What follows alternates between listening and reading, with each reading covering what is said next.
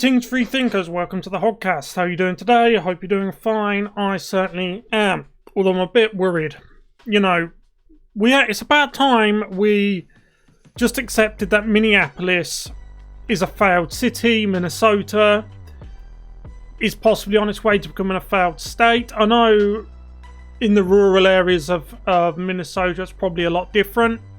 But in the cities like the Twin Cities, St. Paul, Minneapolis, Democrat hellhole par excellence. Now we have 3 clips to show you in regards to the ongoing, what was it the mainstream media called it on the 6th of January? Oh yeah, insurrection. So we have 3 clips in regards to the insurrection. I don't need to show you the clips directly that are... We've got 3 clips to watch, but I don't need to show you the insurrection clips because you've seen it 100 times before. You saw it all through the summer of discontent after the whole Floyd situation and Derek Chauvin situation. And in Portland, in Seattle, if you've seen one, you've seen 100. But what we've got is... This is Chief Gannon. He's Police Chief Gannon. He's in charge of the area in Minneapolis, around the Brooklyn Center and so on, that precinct. Now, he is speaking to the press, and just listen to the way they treat him, right? These are so-called, what do they call them? Consummate professionals. I think that's the phrase the mainstream media likes to use. So we've got 2 of these clips to watch, and then finally at the end, we've got a clip of someone who is just the product of woke intersectionality. He's basically the standard bearer for Tifa and BLM and the other groups. It's quite comical actually, but that's the end clip. So let's get into these clips now, but if you haven't yet, please like this video, subscribe to the channel, hit the notification bell and share this video around. There's buttons down there below that will share it automatically to your social media feed. That will help this small channel grow, especially seeing as we are shadow banned like every other conservative commentary channel. Okay, let's go. Okay, so over to the press briefing in regards to Daunte White. This is Police Chief Gannon speaking at the Brooklyn Center in Minneapolis to local and national news media types. One final question. What was your decision to issue a dispersal order while they were peacefully protesting in front of the police station? What led to you to issue a dispersal order, and then on the back end of that 10-minute dispersal order, then to issue out CO2 canisters and gas for the crowd? So, can you talk to us about that? Just so everybody's clear, I was front and center at the protest, at the riot. We did not. There was. So, sorry to interrupt, but we've got to go back and watch that again. This is mainstream media types and local news personalities at the press briefing saying, don't do that. Don't call it a riot. It's not a riot. You've seen the clips. You at home watching this, you've seen it. Everyone's seen it. That's the power of social media. They've seen it. But the mainstream media is that desperate to control the narrative, they are showing immense disrespect and unprofessionalism against him. We'll go back and then I'll play the rest of the clip, but watch what their response when he calls it a riot. We didn't enter at the protest, at the riot. We did not. There was. So the officers that were putting themselves in harm's way were being pelted with frozen cans of pop. They were being pelted with concrete blocks. And yes, we had our helmets on and we had other protection gear, but an officer was injured, hit in the head with a brick. That was a Hennepin County deputy. He was transported to the hospital. So we had to make decisions. We had to disperse the crowd because we can't allow our officers to be harmed. And I've already answered the question, I believe, about your lighting. I know that's a big deal with you, and I understand that, but I thought I'd explain that myself. So I told you it's my decision, and that's why I made that decision. Is there another question? Yes, ma'am. I mean, the room's tense. I can feel it. Yes, ma'am. So we'll move on to the next clip in a minute. It's another one of Mr. Police Chief Gannon. He's getting so much flack from this media people here. But I need you guys to see this because These are so-called consummate professionals, as the mainstream media, when they pat themselves on the back and smell each other's farts, that's what they refer to themselves as. It's a hive mentality. They stand against conservative media. They certainly stand against independent commentary channels. The only reason we're shadow banned is because of the likes of the mainstream media. Because we are showing you things that they don't want you to see. We are showing you things that go against their narrative. You heard them themselves. Don't call it that. It's not a riot. Don't do that. That's what one of them said. No, don't do that. Don't do that. What do you mean, don't do that? Why don't you don't do that? You're the one running desperate defense for people who, yet again, are looting and rioting. It seems to be their answer for everything. They didn't even know that Dante Wright. They never knew him. But when someone they don't know resists arrest and unfortunately dies at the hands of the police, their response to that is, their logical response is, I'm going to go and loot Target. A police officer I don't know tried to arrest a man I don't know. The man I don't know resisted arrest and was unfortunately ended by the police officer I don't know.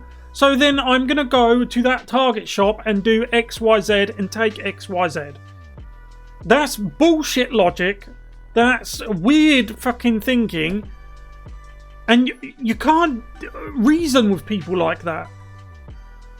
The footage is all over social media, as it always is, whether it's Minneapolis, New York, Los Angeles, Kenosha, Portland, Seattle, and so on and so on.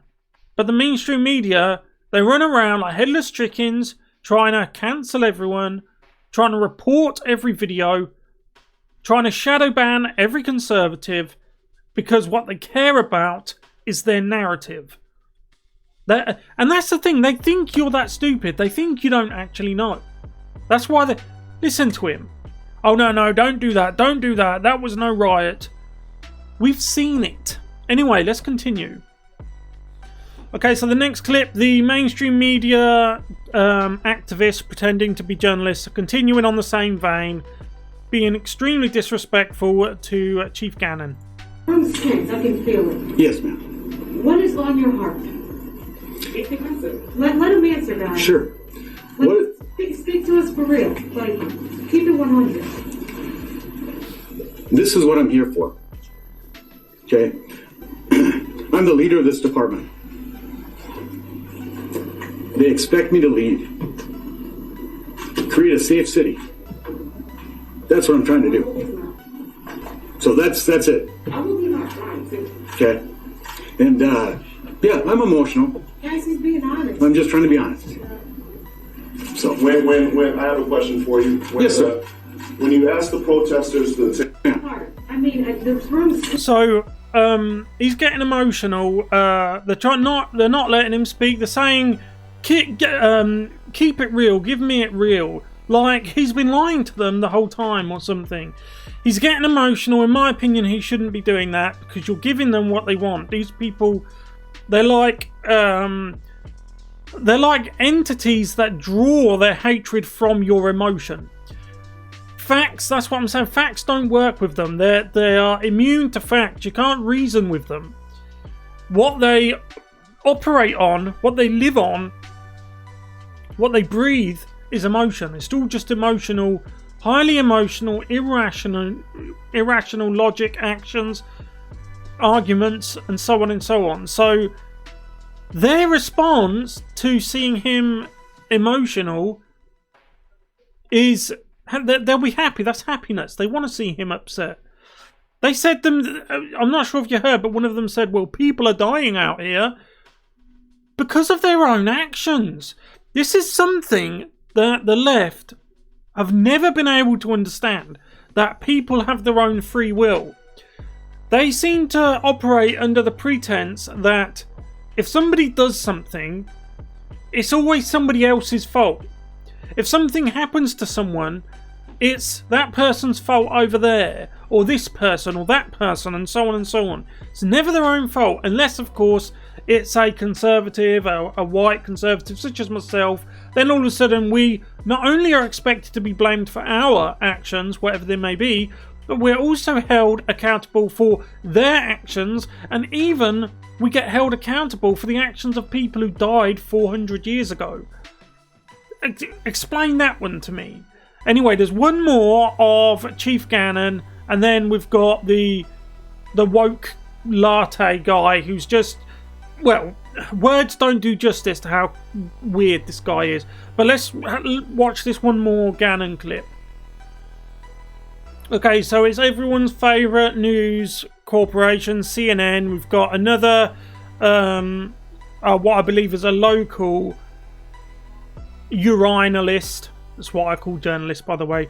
So let's listen to this last clip involving the heated press conference, the unprofessionalism of the mainstream media and local media towards Chief Gannon. Thank you for your time. Thank you. Okay. Yes, I have a question. Final question? Final question. So, please, Chief, we hear that you have committed to protecting this building, protecting the city tonight if there are protests. Will you commit to protecting protesters and the people of the city? I am committed to protecting the peaceful protesters of the city every day. Not yesterday. Peaceful protesters. So good on you, Mr. Gannon, for standing your ground there. One of the journalists said you didn't yesterday. What? How are you supposed to protect protesters when they're throwing blocks of concrete at you? What are you supposed to do? What do they want you to do? I can answer that question. They want you to just stand there and be battered and pelted into non-existence by these largely peaceful protesters. Imagine if white conservatives, right-wingers, had done half of all this stuff. Do you know how many people that look like me die at the hands of police through their own actions, largely, resisting arrest and so forth, year on year? The number's actually higher than the number of black people who suffer the same fate. But there's not a single protest in response to that. You don't even know about it. You probably never even heard about it. Because it doesn't justify the means. They can't push the narrative. On the contrary, it is the antithesis of their argument. So they keep it. They keep it secret. Anyway, let's go back and watch again. There's still a little bit more on this one, but I just had to interrupt because the level of unprofessionalism is astonishing. These mainstream media hacks, the disrespect they're showing him and the unprofessionalism is unbelievable. And good on Chief Gannon for actually saying the peaceful protesters. But then again, who are you protecting them from? What do these people think? If they go through their own thoughts and analyse what they're saying in their own head, what do you need to protect peaceful protesters from? Who? What? Nobody. If they're peaceful, there's no problem. But the problem is when they start looting and rioting and throwing blocks of concrete at officers. Thank you for your time. Thank you. Okay. Yes, I have a question. Final question? Final question. So, please, Chief, we hear that you have committed to protecting this building, protecting the city tonight if there are protests. Will you commit to protecting protesters and the people of the city? I am committed to protecting the peaceful protesters of the city every day. Not yesterday. Peaceful protesters. I was a peaceful protester. Yeah. And they were targeting me. Okay. All right. So thank you, everybody. Just to reiterate, my commitment. It must be very hard to be a United States officer at the moment. The amount of disrespect they're getting from the communities that live in these big urban areas. This is what I'm saying in regards to in Canada, for example, where they go and harass churchgoers in rural areas. When it comes to the United States, if the police forces there know what's good for them, they would not go and harass the rural conservative communities, because that is your last base of support. And the culture war does seem to be getting hot, and it's, in my opinion, look, this is just all my opinion, but I believe that you should, if you're a police officer in the United States, you should start taking heed of which side your bread is buttered from, because you will be here until the end of all time trying to appease these guys, the mainstream media types, these Democrat entrenched areas, these urban areas with high crime. You can't, there's no reasoning with a lot of them. You can't do it. It's just always somebody else's fault.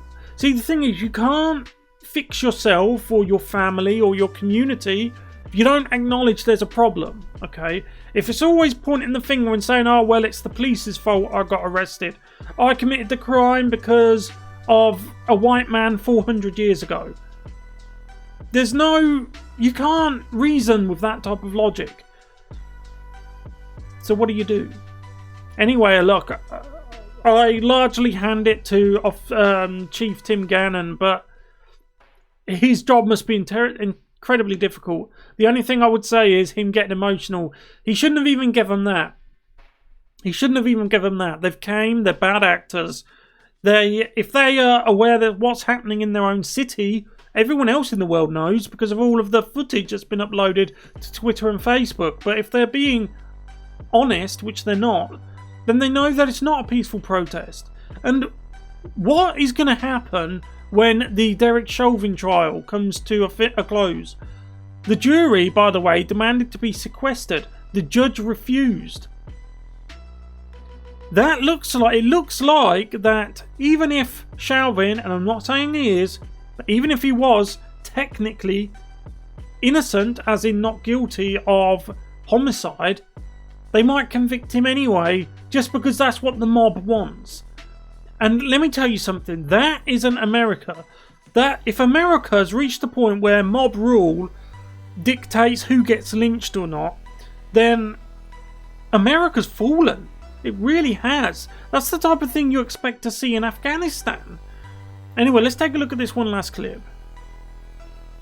So I often talk about people who you can't reason with them.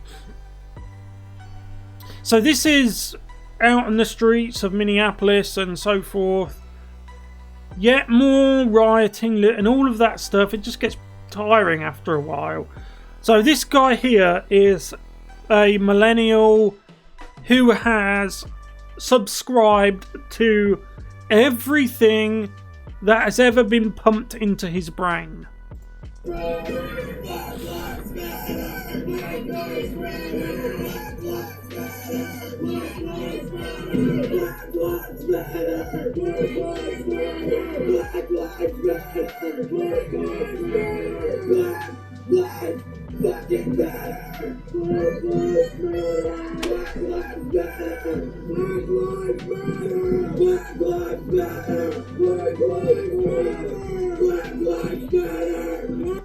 He's there. Rumour has it he was there all night, literally all night, on his knees, shouting up to God. Right? This is what I mean. All emotion, no critical thinking skills. You couldn't approach him and debate with him. He'd get straight up and attack you. Him and his friends and all of the others there. If you approached them and tried to debate with them, they would physically attack you. That's what they would do. Because they are acting on emotions. They're in their emotions. Like an animal, they're not thinking clearly. They don't stop and think. Now, you tell me that the whole industry of wokeism isn't a religion. Tell me it's not a religion. Because this is an act of religious fervour. What you're watching is an act of religious fervour. Shouting up to the god of BLM, chanting, instead of chanting Allah Akbar or Hallelujah, they're chanting Black Lives Matter. We'll watch it again, watch it one last time, then I'll say my goodbyes. But now I've said about the religious fervour, imagine this guy in any point in history of any religion, and they would all agree with me. Every religion in the world would agree with me when I say that this is an act of religious fervour.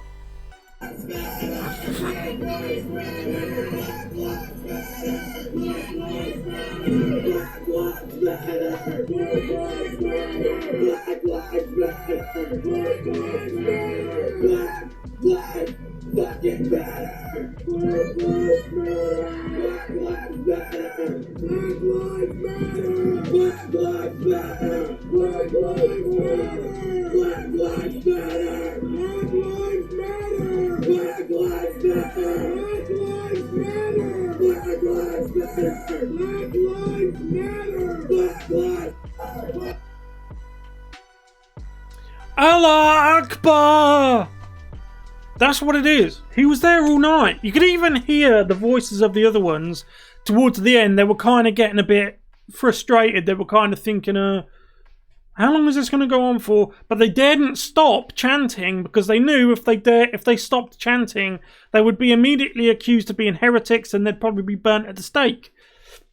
That's a religion. This has become a religious movement. And I'll tell you something, Black Lives Matter so much that one of the 3 women who started it has bought not 1, not 2, not 3, but 4 luxury apartments. All of them in communities that are almost exclusively made up of people that look like me. That's just how much it matters. Meanwhile, you've got this guy who also looks like me. He's on his knees, naked, in the rain, doing what can only be described as self-flagellation, which was, again, it was a form of religious fervour.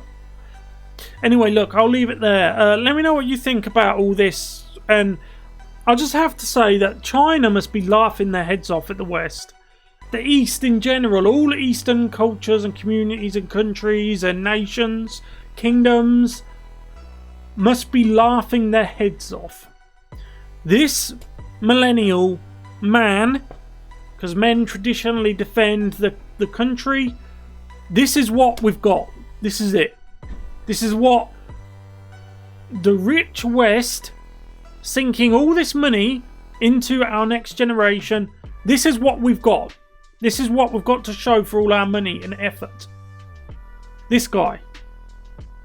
Anyway, if you haven't yet, please like this video, subscribe to the channel, hit the notification bell, and share this video around. Let's get this seen. Let's get some eyes on it. Let's try and combat the censorship of different viewpoints and conservative ideas. There's share buttons down below. You can share it to your social media. Only takes a few moments, and that would really help me out. Thank you for watching. I'll see you in the next one. Goodbye.